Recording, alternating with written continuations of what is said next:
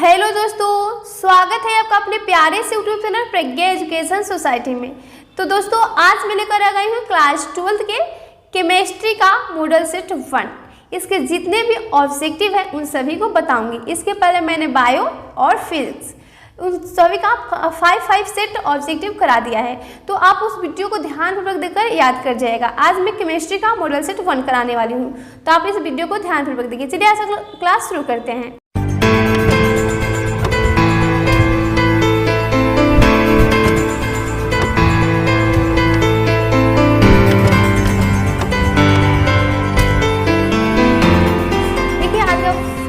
क्या है आपका केमिस्ट्री है या बेरवेदार ठोस का उदाहरण है। बेरवेदार को एमॉर्फस सॉलिड बोला जाता है। एमॉर्फस सॉलिड जिसका कोई निश्चित ज्यामितीय आकृति नहीं होता है। तो इसमें देखिए कौन कौन है। हीरा, ये तो आपका रवेदार है जो कि सहसंयोजक ठोस के अंतर्गत आता है। आपका ग्रेफाइट, यह भी आपका सहसंयोजक है। नमक, यह तो आपका नमक क्या है तो आणविक ठोस है। लेकिन जो रबर है इसका कोई निश्चित आकृति नहीं होता है, यह बेरवेदार ठोस है। ऑप्शन नंबर क्या राइट होगा? Option number D, rubber. Rubber, हीरा, कांच, ये सभी बेरवेदार ठोस है। फिर देखिए नेक्स्ट प्रश्न क्या है। मूल क्रिस्टल तंत्रों की संख्या होती है। मूल क्रिस्टल तंत्रों की संख्या कितनी होती है? मूल क्रिस्टल तंत्र कितने हैं? तो देखिए मूल क्रिस्टल तंत्र 7 है और इन 7 को से मिलाकर 14 बनाया गया है, जिसे बेब्रेज जालक आप बोलते हैं। तो इसका राइट आंसर होगा, मूल पूछ रहा है तो 7, 14 नहीं, 14 बेब्रेज जालक होता है। 14 7 से मिलाकर 14 बना है। ऑप्शन नंबर बी राइट होगा, मूल पूछ रहा है। फिर देखिए नेक्स्ट क्या है। Na2O में सोडियम की उप सहसंयोजक संख्या क्या है? Na2O में सोडियम की उप सहसंयोजक संख्या, तो इसका राइट आंसर होगा 4। कैसे? तो देखिए सोडियम का ओनली होता है आपका 6, लेकिन यहाँ पर 2 लगाया है तो 6 में से 2 घटेगा, आपका 4 बचेगा। Option number B. फिर देखा अगला प्रश्न क्या है। निम्नलिखित में कौन ऑक्साइड धातु की तरह विद्युतीय गुण दर्शाता है? बताना है इसमें कौन सी ऑक्साइड है जो कि धातु की तरह विद्युतीय गुण दर्शाता है। तो इसका राइट आंसर होगा chromium oxide. Option number D right होगा, क्रोमियम ऑक्साइड धातु की तरह विद्युतीय गुण दर्शाता है। फिर देखिए नेक्स्ट है। टिंडल प्रभाव पाया जाता है। टिंडल प्रभाव किस में पाया जाता है? विलयन में, अवक्षेप में, सॉल्व में या वाष्पों में? तो इसका राइट आंसर होगा टिंडल प्रभाव सॉल्व में पाया जाता है, जैसे कि कोलाइडी सॉल्व हो गया। ऑप्शन नंबर आपका सी राइट होगा, सॉल्व में। फिर देखिए नेक्स्ट प्रश्न क्या है। अर्धपारगम्य झिल्ली से प्रासरण क्रिया में निकल पाते हैं। तो आप जानते हैं कि अर्धपारगम्य झिल्ली से ओनली विलायक के अणु ही निकल पाते हैं। विलायक के अणु जैसे क्या, देखिए जल और पानी, जल और आपका उसमें चीनी हो जाएगा। तो जो जल होता है उससे हम बोलते हैं विलायक और चीनी को विलय, क्योंकि विलायक जो होता है जल चीनी को अपने आप में घुलाने की क्षमता रखता है। तो आप किसी अर्धपारगम्य झिल्ली से डालिएगा तो चीनी ऊपर छन जाएगा और जल नीचे चला जाएगा, इस तरह से। तो इसका राइट आंसर क्या होगा? विलायक के अणु ही प्रासरण क्रिया में निकल पाते हैं। फिर देखिए अगला प्रश्न क्या है। शुद्ध जल का पीएच होता है। तो आप जानते हैं शुद्ध जल का पीएच तो सभी को मालूम है 7 होता है, उदासीन होता है। फिर देखिए नेक्स्ट क्या है। निम्नलिखित में से कौन अनुसंख्य गुणधर्म नहीं है? इसमें से बताना है कौन अनुसंख्य गुणधर्म नहीं है। तो देखिए हिमांक और नमन जो कि आपका अनुसंख्य गुणधर्म है। क्वथनांक गुणधर्म भी है, वाष्पदाब का अपेक्षिक नमन Fe है, लेकिन प्रकाशिक सक्रियता यह आपका अनुसंख्य गुणधर्म नहीं है। अनुसंख्यक गुणधर्म में क्या, जो विलयन होता है वो अणु की संख्या पर निर्भर करता है, उसकी आकार या प्रकृति पर निर्भर नहीं करता है। उसमें जो कण की संख्या होता है उसी पर वह डिपेंड करता है। तो प्रकाशिक सक्रियता है जो कि आपका कण की संख्या पर डिपेंड नहीं करता है। ऑप्शन नंबर सी राइट होगा। अगला प्रश्न है। परमाणु द्रव्यमान बराबर होता है। तो परमाणु द्रव्यमान बराबर कितना होता है बताना है आपको। तो आप जानते हैं कि परमाणु द्रव्यमान बराबर कितना होता है कि जो परमाणु का जो नाभिक होता है तो में P+ यानी प्रोटॉन और न्यूट्रॉन होते हैं। तो प्रोटॉन और न्यूट्रॉन के जो योगफल होता है उसी को हम परमाणु द्रव्यमान बोलते हैं। तो इसका राइट आंसर क्या होगा? देखिए कहाँ प्रोटॉन न्यूट्रॉन है, यहाँ पर तो दिया गया है इलेक्ट्रॉन, लेकिन इलेक्ट्रॉन नहीं होता है उसके नाभिक में। क्या होता है? न्यूट्रॉन यानी N, और क्या होता है? प्रोटॉन यानी P होता है फिर, यानी आपका न्यूट्रॉन और प्रोटॉन के द्रव्यमान के योगफल को क्या परमाणु द्रव्यमान बोलते हैं। ऑप्शन नंबर सी राइट होगा। ऑप्शन अच्छी तरह से पढ़कर फिर आप टिक आउट कीजिएगा एग्जाम में सावधानी पूर्वक। फिर देखिए अगला प्रश्न क्या है। परासरणी दाब बढ़ता है जब, परासरणी दाब बढ़ता है जब क्या बढ़ता है इसका, क्या तापमान बढ़ता है या तापक्रम घटता है या आयतन बढ़ता है। तो इसका राइट आंसर होगा परासरणी दाब तभी बढ़ेगा जब इसका क्या तापमान बढ़ता है, जब इसका टेम्परेचर बढ़ता है। ऑप्शन नंबर ए राइट होगा क्या, जब इसका टेम्परेचर इंक्रीज होगा तो इसका जो परासरणी दाब है ऑस्मोटिक प्रेशर वो भी आपका बढ़ेगा। ऑप्शन नंबर ए राइट होगा। फिर देखिए अगला प्रश्न क्या है, जलीय घोल में हाइड्रोजन इनमें से किसे अवकृत नहीं करेगा। दिया गया है आपका, देखिए Fe3+, Cu2+, Au2+ और Ag+। तो इसमें कौन है जो कि हाइड्रोजन अवकृत नहीं करेगा बताना है। तो इसका राइट आंसर होगा जो लोहा होता है Fe3+, इसे हाइड्रोजन अवकृत नहीं करेगा, यानी उसे डिस्प्लेस नहीं करेगा। फिर देखिए अगला प्रश्न देखिए अगला प्रश्न क्या है आपका, ये दिया गया है जो अभिक्रिया या बेंजीन ऑक्साइड है आपका, तो इसमें दिया गया है इतना और इतना, तो इलेक्ट्रोड पर विभव बताना है कितना हो जाएगा। इसका पीएच दिया गया है 2 और विद्युत विभव बराबर दिया गया है E0 = 1.30 दिया गया है वोल्ट। तो इसका बताना है आपको इलेक्ट्रोड विभव कितना होगा। तो इसका इलेक्ट्रोड विभव हो जाएगा, आप याद कर जाइएगा 1.36 वोल्ट। फिर देखिए अगला प्रश्न क्या है, फेराडे का विद्युत विच्छेदन का द्वितीय नियम संबंधित है, किससे संबंधित है। फेराडे के विद्युत विच्छेदन का जो दूसरा नियम है वह किससे संबंधित है। तो वह आपका राइट आंसर क्या होगा, वह विद्युत अपघट्य के समतुल्य भार से संबंधित है, विद्युत अपघट्य के समतुल्य भार से। ऑप्शन नंबर बी राइट होगा, विद्युत अपघट्य के समतुल्य भार से संबंधित है। उन्होंने 2 नियम दिया था। फिर देखिए अगला प्रश्न है, सेल जिसमें रासायनिक ऊर्जा विद्युत ऊर्जा में बदलती है उसे कहते हैं, उसे क्या बोलते हैं। तो उसे हम बोलते हैं सेल जिसमें जो रासायनिक ऊर्जा होता है वो विद्युत ऊर्जा में बदल देता है, तो उसे हम क्या बोलते हैं। तो उसे हम गैल्वेनिक सेल बोलते हैं। ऑप्शन नंबर बी राइट हुआ, गैल्वेनिक सेल यानी रासायनिक सेल पड़े है, एक विद्युत अपघटन सेल होता है, एक रासायनिक सेल होता है, उसी को गैल्वेनिक सेल बोलते हैं। ऑप्शन नंबर बी राइट होगा।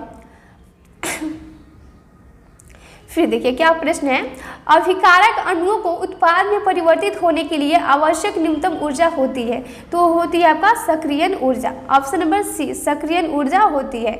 फिर देखिए अगला प्रश्न क्या है, यह जो दिया गया है आपका अभिक्रिया CH3COO C2H5 + H2O arrow CH3COOH + C2H5OH की, तो इसकी कोटि बताना है कि इसकी कोटि कितना होगी। तो इसकी कोटि होगी आपका 1। यह प्रथम कोटि की अभिक्रिया है। ऑप्शन नंबर बी राइट होगा।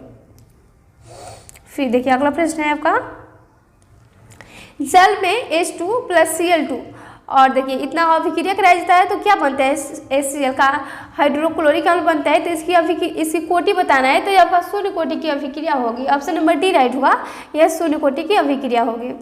फिर देखिए किसी वस्तु के प्रतिक्रिया करने का दर निर्भर करता है, तो वो सक्रियण भार पर निर्भर करता है। जहाँ देखिएगा सक्रियण भार आपका राइट आंसर होगा, सक्रियण भार पर ही निर्भर करता है। फिर देखिए अगला प्रश्न है आपका, रासायनिक अधिशोषण में कितनी परतें होती है। तो रासायनिक अधिशोषण में 1 परत होता है। ऑप्शन नंबर ए राइट होगा। फिर देखिए इनमें से किसमें टिंडल प्रभाव नहीं पाया जाता है। तो जो चीनी का घोल होता है, चीनी का विलयन, उसमें टिंडल प्रभाव नहीं पाया जाता है। ऑप्शन नंबर ए राइट होगा, चीनी के घोल में। नेक्स्ट है दूध। दूध एक उदाहरण है, किसका उदाहरण है दूध, तो पायस का दूध उदाहरण है। पायस का दूध उदाहरण है क्योंकि इसमें क्या जल और वासा होता है और पायस 2 प्रकार का होता है, आप जानते हैं। फिर देखिए अगला प्रश्न क्या है, सामान्य ताप एवं दाब पर किसी गैस के एक मोल का आयतन है, कितना होगा। सामान्य ताप एवं दाब पर किसी गैस के 1 मोल का आयतन कितना होगा, तो 22.4 लीटर होता है। ऑप्शन नंबर बी राइट होगा, 22.4 लीटर। नेक्स्ट है निम्नलिखित में कौन कोलाइडिक घोल नहीं है, तो इसमें जल नहीं होगा। ऑप्शन नंबर ए राइट होगा, जल। फिर देखिए निम्नलिखित में ठोस ठोस समुदाय कौन है, इसमें बताना है। तो इसका राइट आंसर होगा संश्लेषित जेम। ऑप्शन नंबर सी राइट होगा। अगला है वात भट्टी में निम्नलिखित में से किस ऑक्साइड का अपचयन होता है वात भट्टी में। तो आप जानते हैं लोहा का जब आप उसका अयस्क का साधन करते हैं लोहा का, तो उसका वात भट्टी में उसके चून को रखा जाता है। तो ऑप्शन नंबर ए राइट होगा आयरन के ऑक्साइड का यानी लोहे का ऑक्साइड का।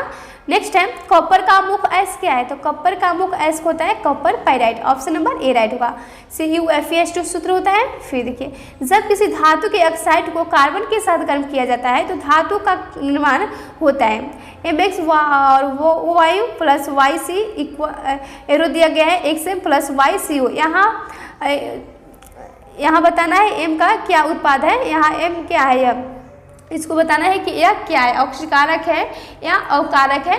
तो इसका राइट आंसर होगा यह अवकारक है। ऑप्शन नंबर बी यह अवकारक है। फिर देखिए अगला प्रश्न क्या है, निम्नलिखित में से कौन सी धातु भूपरिपट्टी में प्रचुरता में पाई जाती है? तो जो एल्युमिनियम होता है वह सबसे अधिक भूपरिपट्टी में पाया जाता है, एल्युमिनियम।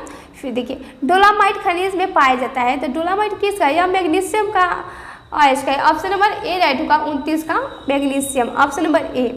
फिर देखिए गेलना किसका अयस्क है? गेलना किसका अयस्क है? तो यह आपका शीशा का अयस्क है, पीबी प्लम्बम जिसे लेड बोलते हैं, शीशा का अयस्क है। फिर देखिए निम्नलिखित में से सबसे बड़ा वर्ण कोण किस में पाया जाता है? इसमें से बताना है किस में पाया जाता है सबसे बड़ा वर्ण कोण किस में पाया जाता है? तो वो आपका अमोनिया में पाया जाता है, NH3 में, ऑप्शन नंबर डी। फिर देखिए H2SO4 है एक, तो आप जानते हैं एक प्रकार का द्विभाषमिक अम्ल है। H2SO4 क्या? द्विभाषमिक अम्ल है, ऑप्शन नंबर ए राइट होगा। फिर देखिए बिस्मथ की सबसे अस्थायी ऑक्सीकरण अवस्था क्या होता है? तो सबसे अस्थायी ऑक्सीकरण अवस्था होता है +3, ऑप्शन नंबर ए राइट होगा +3। फिर देखिए क्या है अगला, निम्नलिखित में कौन सबसे शक्तिशाली प्रबलतम ऑक्सीकारक पदार्थ है? इसमें बताना है क्या फ्लोरीन, क्लोरीन, आयोडीन या ब्रोमीन ये सभी हाइड्रोजन वर्ग के तत्व हैं। इसमें से कौन सबसे शक्तिशाली होता है बताना है, स्ट्रॉन्ग इसमें से कौन है? तो इसका राइट आंसर होगा फ्लोरीन सबसे स्ट्रॉन्ग होता है, ऑप्शन नंबर ए राइट होगा। यह सबसे शक्तिशाली ऑक्सीकारक होता है। फिर देखिए सल्फाइड अक्ष का समाहरण किया जाता है, यानी सल्फाइड अक्ष के द्वारा किसका सांद्रण किया जाता है? तो आप जानते हैं कि जो फेनफ्लोन विधि होता है तो उसके द्वारा जितने भी सल्फाइड ऐसे होते हैं जैसे कि कॉपर सल्फाइड, जिंक सल्फाइड, ये सभी का क्या सांद्रण किया जाता है आपका फेनफ्लोन विधि के द्वारा। ऑप्शन नंबर ए राइट हुआ, फेनफ्लोन विधि के द्वारा सल्फाइड का समाहरण किया जाता है, समाहरण यानी सांद्रण किया जाता है उसका। फिर देखिए नेक्स्ट है हीलियम का मुख्य स्रोत क्या है? तो देखिए हीलियम का मुख्य स्रोत है आपका सूर्य, ऑप्शन नंबर सी राइट का सूर्य। और कहीं कहीं सूर्य ना लिखकर मोनाजाइट लिखता है, तो अगर सूर्य ना रहे तो मोनाजाइट अगर रहे तो आप मोनाजाइट वहाँ पर मारिएगा, ओके। फिर देखिए नेक्स्ट है निम्नलिखित में सबसे प्रबल अम्ल है, इसमें से बताना है सबसे प्रबल अम्ल कौन है? तो इसका राइट आंसर हो जाएगा आपका option number D Bi3 beryllium iodide, option number D right होगा, Bi3 सबसे प्रबल है। फिर देखिए निम्नलिखित में किसका बंधन कोण सबसे अधिक है? इसमें से किसका बंधन कोण सबसे अधिक है बताना है, तो इसका right answer option number C होगा, Bf3 का बंधन कोण सबसे अधिक है। फिर देखिए अगला प्रश्न क्या है,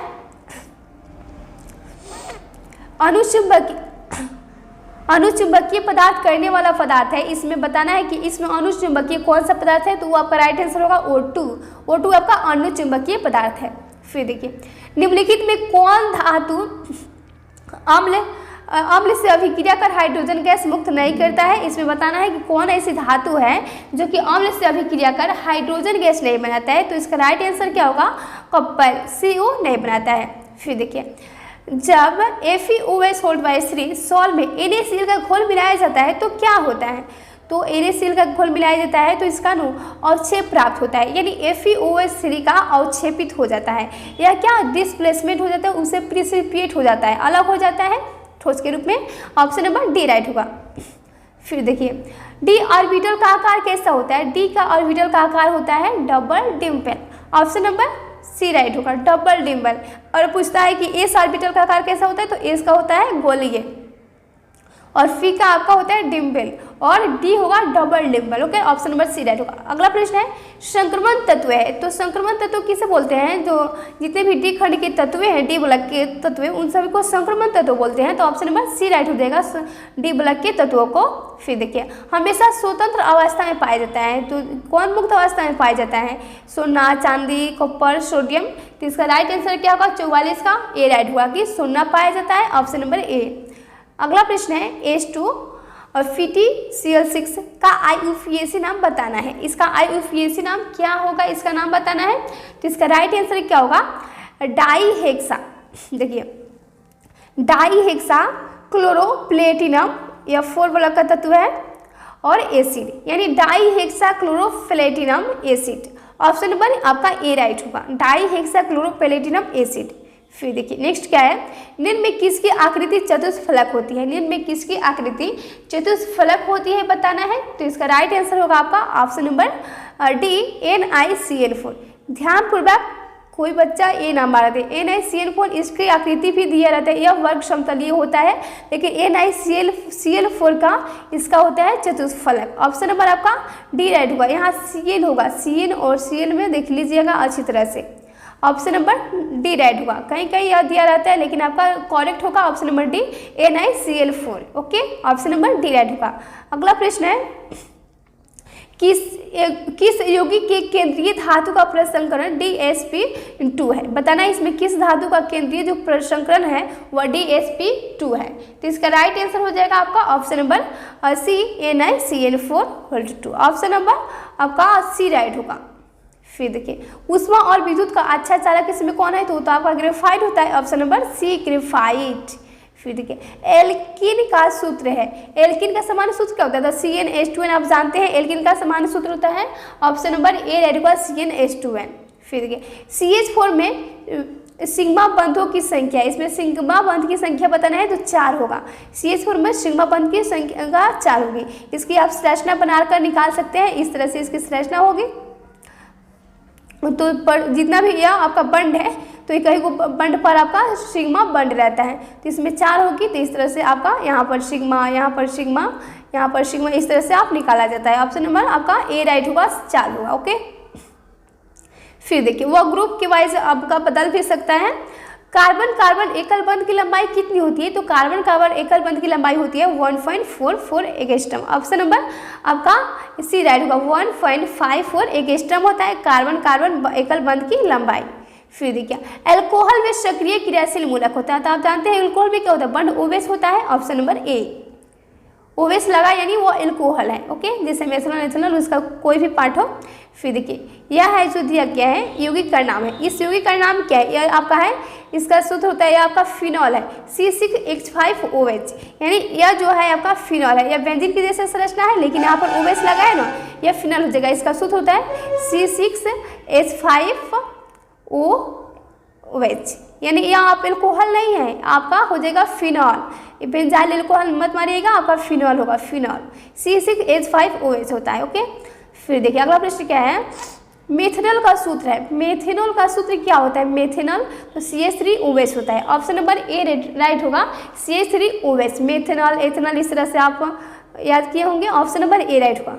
फिर देखिए अगला प्रश्न क्या है, CH3CO C2H5 का IUPAC नाम क्या होगा, ऑप्शन दिया है मिथॉक्सी मीथेन, जो कि नहीं होगा, इथॉक्सी इथेन ये भी नहीं होगा, इथॉक्सी मीथेन ये भी नहीं होगा, इनमें से कोई नहीं है, यानी ये आपका मिथॉक्सी है, एक मिनट, ये आपका मिथॉक्सी है और फिर यहाँ पर आपका हो जाएगा ईथर और यहाँ पर हो जाएगा आपका मेथ और यानी इथेन हो जाएगा, यानी मिथॉक्सी ईथर इथेन, इस तरह से आपका इसका राइट नाम होगा, लेकिन यहाँ पर नहीं दिया है, ऑप्शन नंबर डी राइट होगा। इनमें से कोई नहीं है तो ऑप्शन है ना, ऑप्शन नंबर डी राइट होगा। फिर देखिए अगला प्रश्न क्या है, कीटोन का क्रियाशील मूलक होता है, तो कीटोन का क्रियाशील मूलक होता है C++O, option number A right होगा। फिर देखिए एल्डिहाइड जिसमें अल्फा हाइड्रोजन नहीं होता है भाग लेते हैं, तो इस किस में भाग लेते हैं आपको बताना है, जिसमें अल्फा हाइड्रोजन नहीं होता है, तो इसका राइट आंसर होगा वह केनिजारो अभिक्रिया में भाग लेते हैं, ऑप्शन नंबर ए राइट होगा।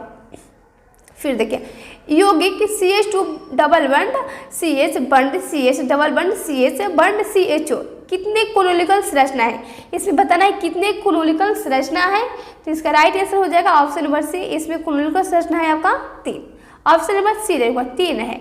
फिर देखिए कैल्शियम फॉर्मेट का शुष्क श्रवण करते हैं किसके द्वारा, तो ऑप्शन नंबर ए राइट होगा HCHO, यह एल्डिहाइड ग्रुप का तत्व है ना। फिर देखिए यह देखिए यह जो दिया गया है आपका नाइट्रोबेंजीन है, यह आपका नाइट्रोबेंजीन है, या इस तरह से अब दिया गया, तो यहाँ पर x का मान बताना है कि यहाँ पर x का मान क्या होगा, तो यहाँ पर x का मान होगा आपका SN या HCl, option number B right होगा, SN या HCl। फिर देखिए अगला प्रश्न क्या है, मिथाइल एमीन को बनाया जा सकता है। मिथाइल एमीन को किसके द्वारा बनाया जा सकता है? तो मिथाइल एमीन को हाफमैन्स ब्रोमाइड अभिक्रिया के द्वारा बनाया जाता है। क्या? तो हाफमैन ब्रोमाइड अभिक्रिया के द्वारा बनाया जाता है। ये सभी आपका ऑर्गेनिक जो केमिस्ट्री है उन सभी चैप्टर के प्रश्न हैं। फिर देखिए एनिलीन एवं एसिटाल्डिहाइड प्रतिक्रिया कर बनाते हैं। क्या बनाते हैं? तो एनिलीन और एसिटाल्डिहाइड प्रतिक्रिया कर बनाते हैं आपका एस्कीफस बेस। एस्कीफस बेस बनाते हैं। ऑप्शन नंबर डी राइट होगा। फिर देखिए C3H9N से बनने वाले बहुलक की संख्या कितना है? इससे बनने वाले बहुलक की संख्या बताना है कि कितना होगा। तो इसका राइट आंसर होगा 4।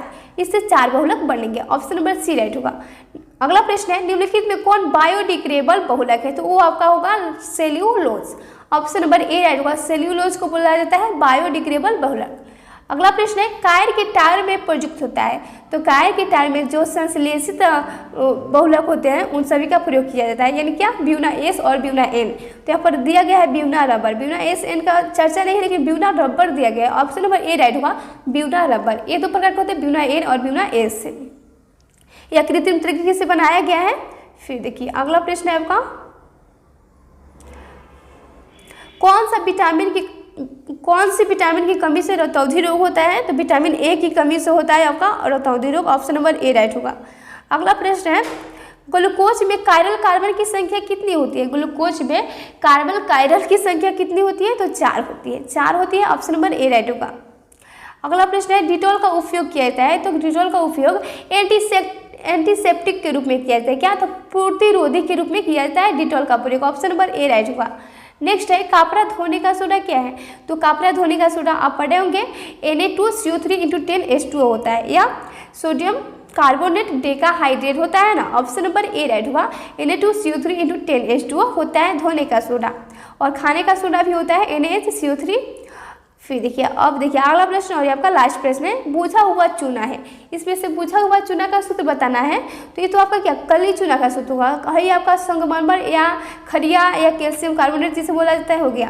कैल्शियम क्लोराइड का सूत्र हो गया लेकिन ये आपका बुझा हुआ चूना है KOH3 यानी कैल्शियम हाइड्रोक्साइड को बुझा हुआ चूना कहा जाता है। ऑप्शन नंबर सी राइट होगा। ओके तो फ्रेंड्स आप इन सभी प्रश्नों को याद कर जाइएगा क्योंकि यह सभी आपके एग्जाम की दृष्टि से बहुत ही इंपॉर्टेंट है। और यदि आप हमारे चैनल पर नए हैं नए वीडियो देख रहे हैं तो हमारे चैनल को सब्सक्राइब कर दीजिएगा क्योंकि यहाँ से आपके एग्जाम से रिलेटेड बहुत सारे वीडियो और टॉपिक वाइज सभी सब्जेक्ट को कवर किया जाता है। तो चलिए मिलते हैं अगले वीडियो में। तब तक के लिए जय हिंद जय भारत।